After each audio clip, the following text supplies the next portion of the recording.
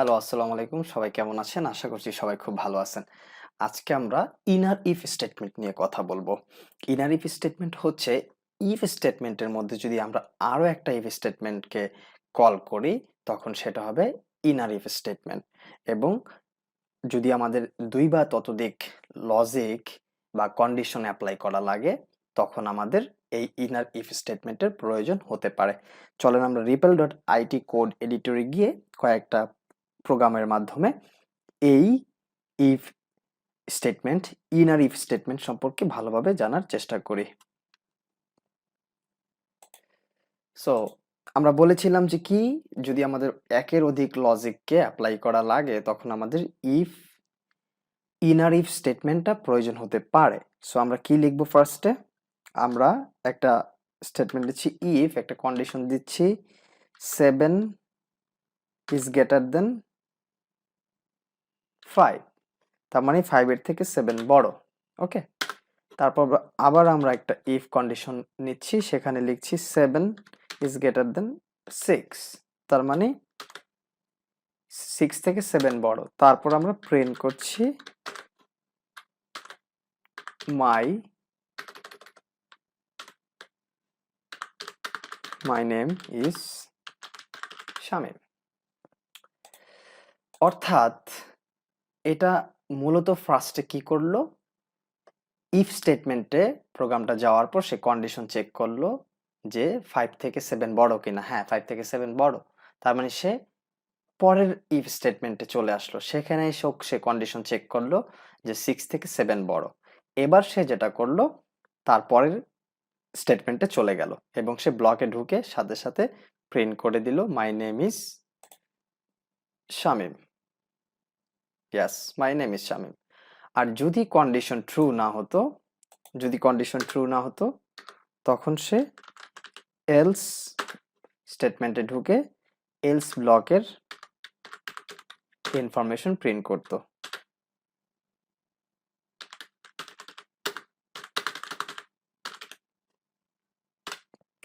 যদি এরকম হতো, এটা যদি আমরা 8 দিতাম, তাহলে যেটা হতো, ফার্স্টে সে ইফ স্টেটমেন্টে ঢোকার পর চেক করতো ইয়েস দিস ইজ ট্রু, 5 থেকে 7 বড়। দেন সে আবার ইফ স্টেটমেন্টে ঢুকতো, দেখতো সেটা 8 থেকে 7 বড় নয়, দ্যাট মিন্স এই কন্ডিশন ফলস।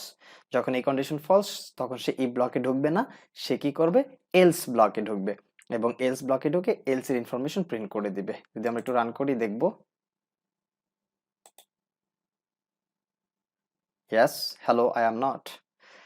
এবার আমরা আরেকটা প্রোগ্রাম দেখতে পারি, লাইক যদি আমরা number 1 equal 10, number 2 equal 50, number 3 equal 60। So আমরা তিনটা ভেরিয়েবল নিলাম, নাম্বার 1, নাম্বার 2, নাম্বার 3। আমরা এর মধ্যে থেকে সবচাইতে বড় কোনটা সেটা বের করতে যাচ্ছি। এর জন্য আমরা ইফ স্টেটমেন্টে যেটা করব, কন্ডিশনগুলো অ্যাপ্লাই করব এবং এখানে আমরা ইনার ইফ স্টেটমেন্টও চালাবো। সো কিভাবে সেটা একটু দেখি। যদি number 1 is greater than number 2 থেকে বড় হয়, তখন সে কি, এটা সত্য হবে, কন্ডিশন সত্য হবে। আর কন্ডিশন সত্য হলে সে পরের ইফ স্টেটমেন্টে চলে যাবে।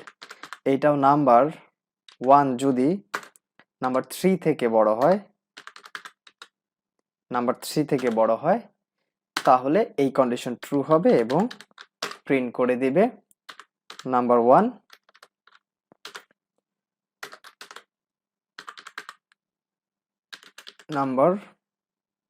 1 is bigger than other, is bigger than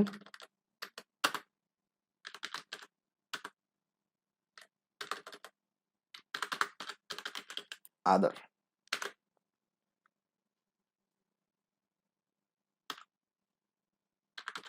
number 1।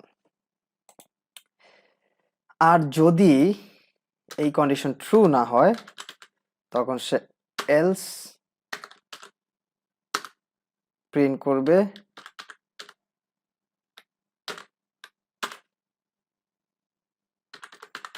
Number 3 is bigger than other.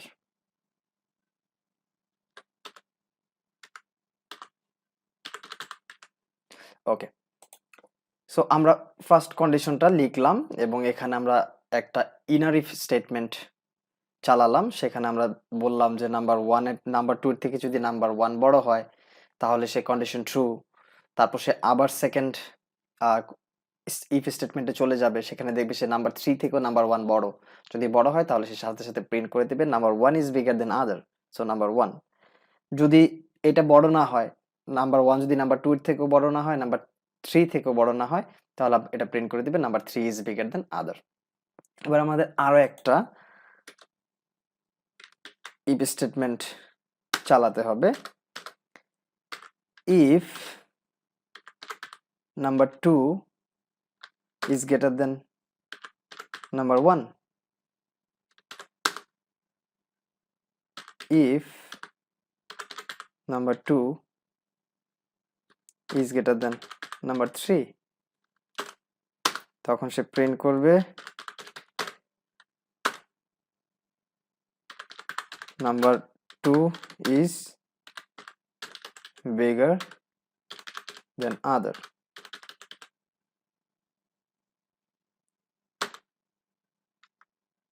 comma number 2। আর যদি কন্ডিশন সত্য না হয় তখন সে এলস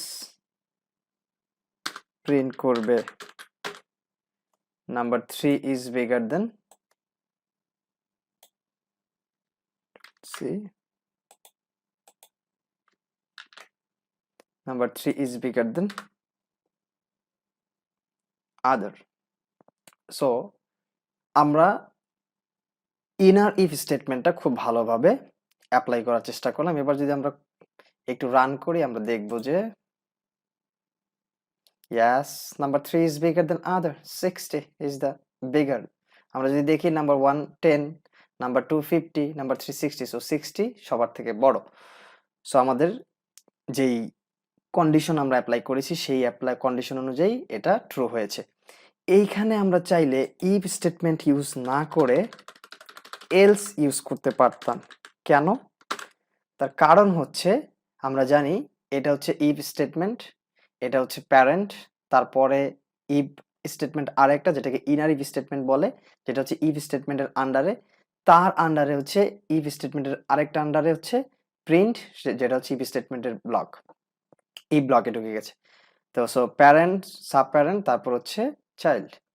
এরপর এই ইফের আন্ডার মানে ই ব্লকের পরে চলে আসবে এই এলস ব্লক। সো এই ব্লক ই ব্লক হচ্ছে প্যারেন্ট ব্লক। এই ব্লকটা যদি কাজ না করে তাহলে অবশ্যই সেটা কি এলস ব্লকে চলে আসবে।